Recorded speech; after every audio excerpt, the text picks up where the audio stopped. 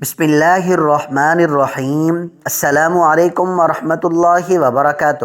نحمدہ ونصلی علی رسولہ الکریم، اما بعد۔ انسان کا اپنے ماں باپ، اپنی اولاد اور قریبی رشتہ داروں کے علاوہ ایک مستقل واسطہ اور تعلق ہمسایوں اور پڑوسیوں سے بھی ہوتا ہے، اور اس کی خوشگوار اور ناخوشگواری کا زندگی کے چین و سکون پر اور اخلاق کے بناؤ بگاڑ پر بہت زیادہ اثر پڑتا ہے۔ رسول اللہ صلی اللہ علیہ وسلم نے اپنی تعلیم و ہدایت میں ہمسائیگی اور پڑوس کے اس تعلق کو بڑی عظمت بخشی ہے اور اس کے احترام و رعایت کی بڑی تاکید فرمائی ہے، یہاں تک کہ اس کو جزو ایمان اور جنت میں داخلہ کی شرط اور اللہ اور اس کے رسول صلی اللہ علیہ وسلم کی محبت کا معیار قرار دیا ہے۔ اس سلسلہ میں نبی کریم صلی اللہ علیہ وسلم کے درج ذیل ارشادات پڑھیے۔ ایک انصاری صحابی رضی اللہ تعالی عنہ فرماتے ہیں کہ میں نے نبی کریم صلی اللہ علیہ وسلم کی خدمت میں حاضر ہونے کے لیے گھر سے چلا، وہاں پہنچ کر دیکھتا ہوں کہ ایک صاحب کھڑے ہیں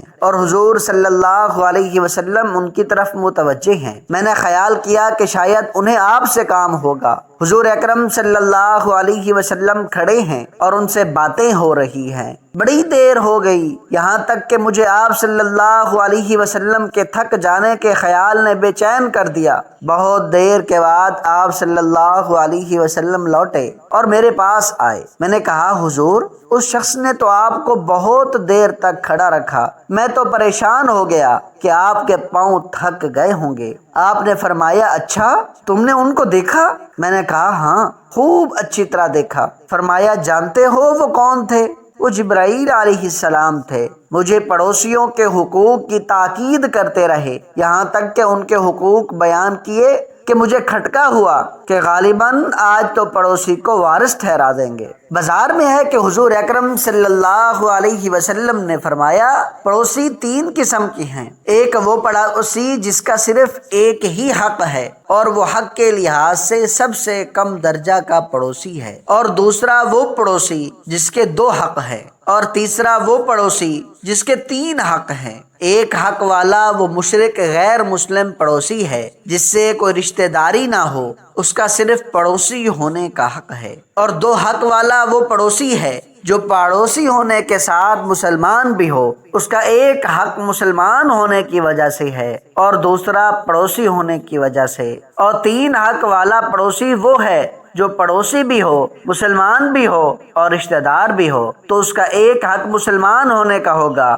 دوسرا پڑوسی ہونے کا، اور تیسرا حق رشتہ داری کا ہوگا۔ اس حدیث میں صراحت اور وضاحت فرما دی گئی ہے کہ پڑوسیوں کے جو حقوق قرآن و حدیث میں بیان کیے گئے ہیں اور ان کے اکرام اور رعایت و حسن و سلوک کی جو تاکیدیں فرمائی گئی ہیں، ان میں غیر مسلم پڑوسی بھی شامل ہیں اور ان کو بھی وہ سب حقوق ہیں۔ صحابہ کرام رضی اللہ تعالی عنہم نے رسول اللہ صلی اللہ علیہ وسلم کی تعلیم سے یہی سیکھا۔ جامع ترمذی وغیرہ میں حضرت عبداللہ بن عمر بن عاص رضی اللہ تعالی عنہما کے متعلق روایت کیا گیا ہے کہ ایک دن ان کے گھر بکری ذبح ہوئی، وہ تشریف لائے تو انہوں نے گھر والوں سے کہا، تم لوگوں نے ہمارے یہودی پڑوسی کے لیے بھی گوشت کا ہدیہ بھیجا؟ میں نے رسول اللہ صلی اللہ علیہ وسلم سے سنا ہے، آپ فرماتے تھے کہ پڑوسیوں کے ساتھ حسن سلوک کے بارے میں مجھے جبرائیل علیہ السلام کی طرف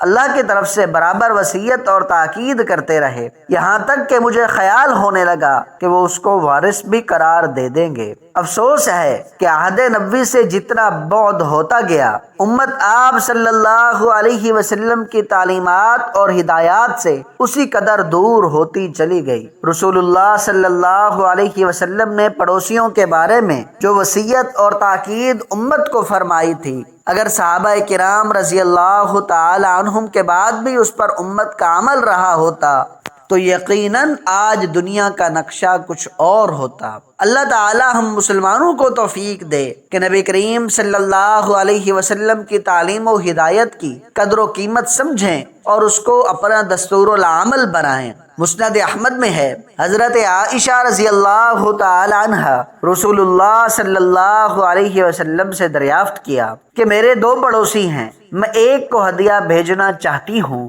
تو کسے بھجواؤں؟ آپ صلی اللہ علیہ وسلم نے فرمایا جس کا دروازہ قریب ہو۔ طبرانی میں ہے کہ رسول اللہ صلی اللہ علیہ وسلم نے وضو کیا، لوگوں نے آپ صلی اللہ علیہ وسلم کے وضو کے پانی کو لیا اور ملنا شروع کیا۔ آپ صلی اللہ علیہ وسلم نے پوچھا ایسا کیوں کرتے ہو؟ انہوں نے عرض کی اللہ تعالیٰ اور اس کے رسول صلی اللہ علیہ وسلم کی محبت میں۔ آپ صلی اللہ علیہ وسلم نے فرمایا جسے یہ خوش لگے کہ اللہ اور اس کا رسول اس سے محبت کرے تو اسے چاہیے کہ جب بات کرے تو سچ بولے، جب کوئی امانت اس کے سپرد کی جائے تو امانت داری کے ساتھ اس کو ادا کرے اور اپنے پڑوسی کے ساتھ اچھا سلوک کرے۔ مسند احمد میں ہے کہ قیامت کے دن سب سے پہلے جو جھگڑا خدا کے سامنے پیش ہوگا وہ دو پڑوسیوں کا ہوگا۔ مسند احمد میں ہے کہ رسول اللہ صلی اللہ علیہ وسلم ارشاد فرماتے ہیں مجھے جبریل علیہ السلام پڑوسیوں کے بارے میں یہاں تک وصیت و نصیحت کرتے رہے کہ وہ جو گمان ہوا کہ شاید یہ پڑوسی کو وارث بنا دیں گے۔ آپ صلی اللہ علیہ وسلم فرماتے ہیں بہتر ساتھی اللہ کے نزدیک وہ ہے جو اپنے ہمراہیوں کے ساتھ خوش سلوک زیادہ ہو، اور پڑوسیوں میں سب سے بہتر خدا تعالیٰ کے نزدیک وہ ہے جو ہمسائیوں سے نیک سلوک زیادہ ہو۔ ایک مرتبہ آپ صلی اللہ علیہ وسلم نے صحابہ کرام رضوان اللہ تعالی عنہم اجمعین سے سوال کیا کہ زنا کے بارے میں تم کیا کہتے ہو؟ لوگوں نے کہا وہ حرام ہے، اللہ اور اس کے رسول صلی اللہ علیہ وسلم نے اسے حرام کیا ہے اور قیامت تک وہ حرام ہی رہے گا۔ آپ صلی اللہ علیہ وسلم نے فرمایا سنو 10 عورتوں سے زنا کرنے والا اس شخص کے گناہ سے کم گناہگار ہے جو اپنے پڑوسی کی عورت سے زنا کرے۔ پھر دریافت فرمایا تم چوری کی نسبت کیا کہتے ہو؟ انہوں نے جواب دیا کہ اسے بھی اللہ تعالی اور اس کے رسول صلی اللہ علیہ وسلم نے حرام کیا ہے اور وہ بھی قیامت تک حرام ہے۔ آپ صلی اللہ علیہ وسلم نے فرمایا سنو 10 گھروں سے چوری کرنے والے کا گناہ اس شخص کے گناہ سے ہلکا ہے جو اپنے پڑوسی کے گھر سے کچھ چرائے۔ صحیحین کی حدیث میں ہے کہ رسول اللہ صلی اللہ علیہ وسلم کہ حضرت عبداللہ بن مسعود رضی اللہ تعالی عنہ سوال کرتے ہیں کہ یا رسول اللہ صلی اللہ علیہ وسلم کون سا گناہ سب سے بڑا ہے؟ آپ صلی اللہ علیہ وسلم نے فرمایا یہ کہ تو اللہ کے ساتھ شریک ٹھہرائے حالانکہ اس ایک نے تجھے پیدا کیا۔ میں نے پوچھا پھر کون سا؟ فرمایا تو اپنی پڑوسن سے زنا کرے۔ مسند عبد بن حمید میں ہے